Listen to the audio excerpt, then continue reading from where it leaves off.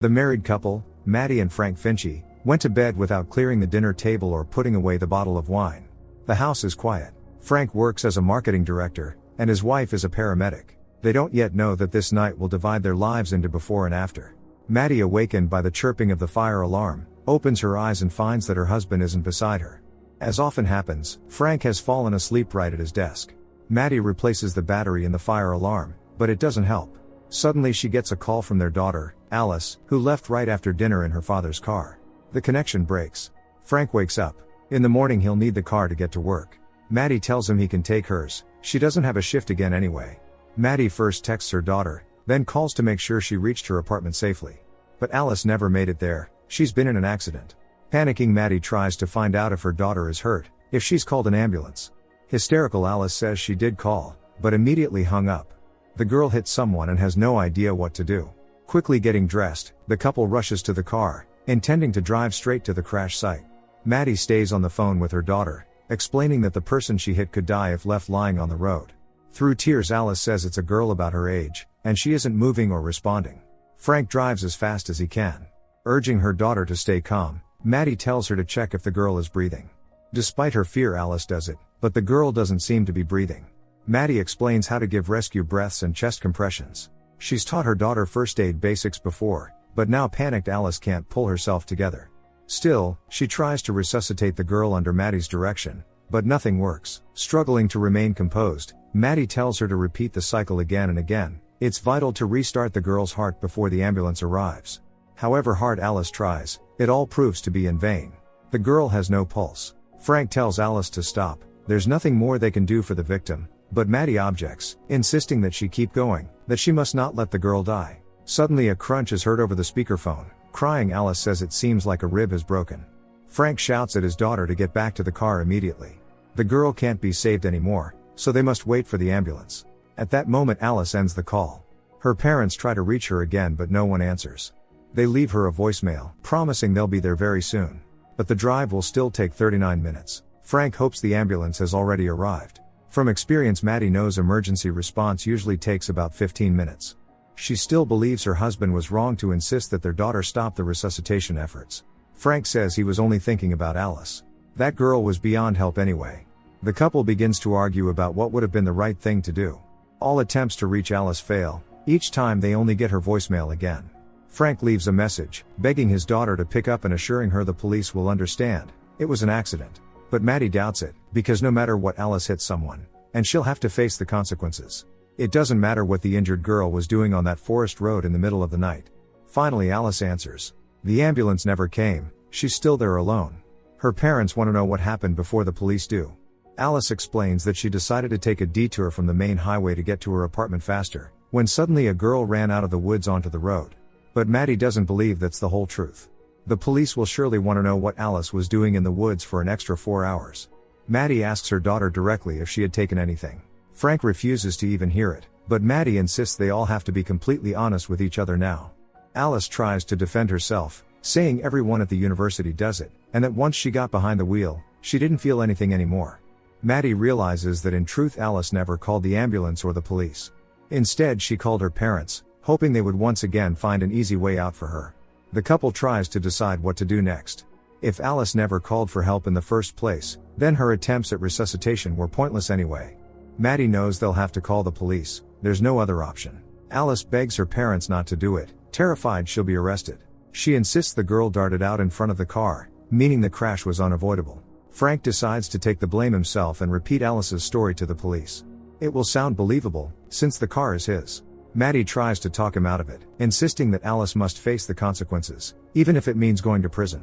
But Frank thinks otherwise. He's sober, he hasn't taken anything, so the sentence will be lighter. Alice agrees with him. Maddie understands that once again they're giving Alice an easy way out. Even if she escapes punishment, the face of that girl will haunt her for the rest of her life. They drive in silence until Alice breaks it, asking what will happen to the girl. Maddie answers distantly that the ambulance will take the body, and the family will see it later. Alice wonders how her mother, who constantly deals with the aftermath of accidents, manages to endure it, and more importantly how she endures people like Alice.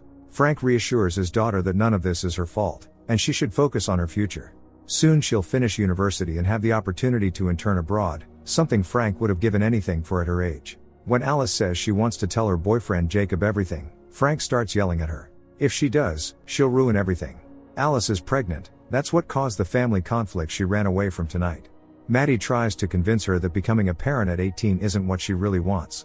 It's a huge responsibility, one she isn't ready for. Suddenly the GPS reroutes and begins to glitch.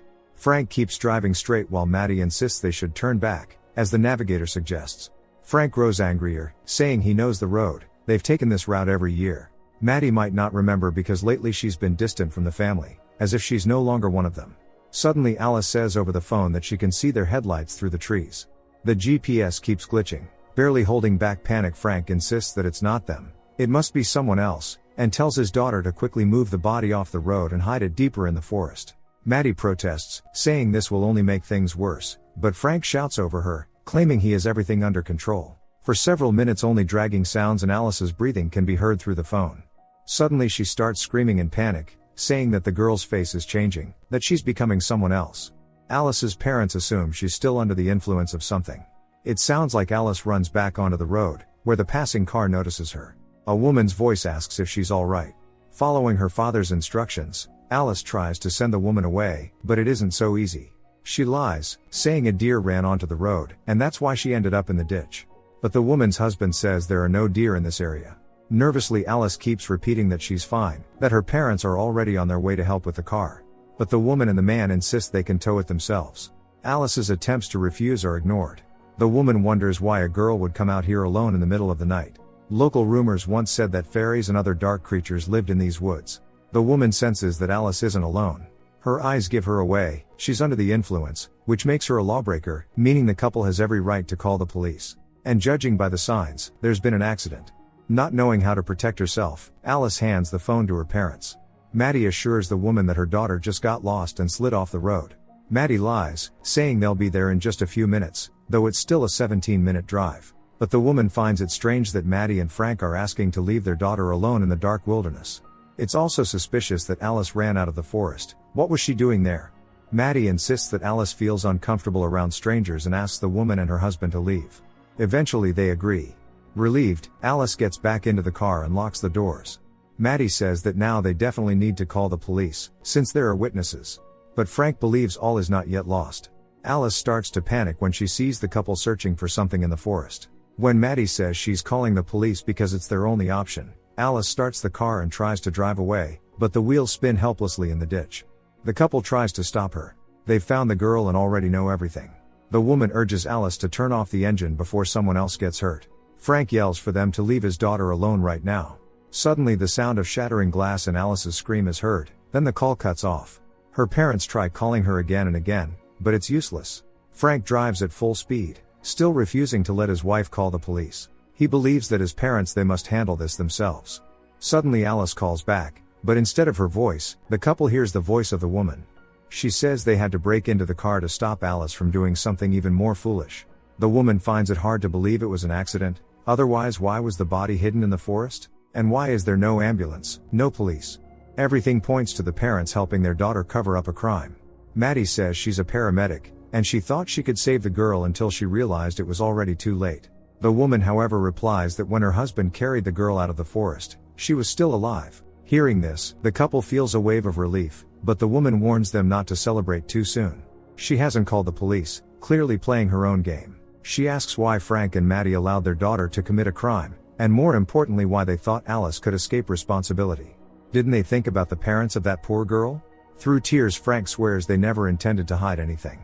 He was the one who told Alice to move the girl's body so no one would see it before they arrived. Then he was going to take the blame himself. The woman says that's a huge mistake.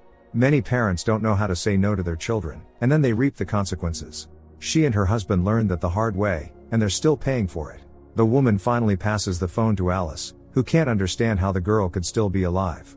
Alice's parents tell her she saved the girl's life. Her perception was distorted by stress.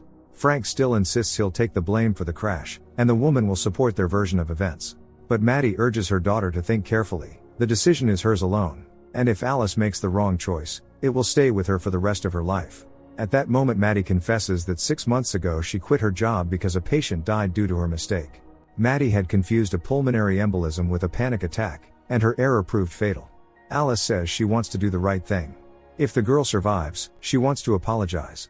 The couple holds hands. The remaining drive is 4 minutes. They go deeper and deeper into the wilderness.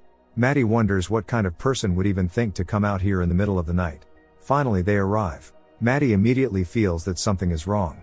Suddenly the couple notices a girl lying on the road, and she's dead. Could that woman have lied to them?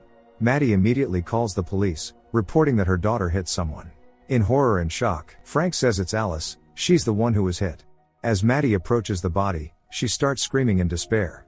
Then she tries to convince her husband that it can't be Alice, because they were talking to her all this time.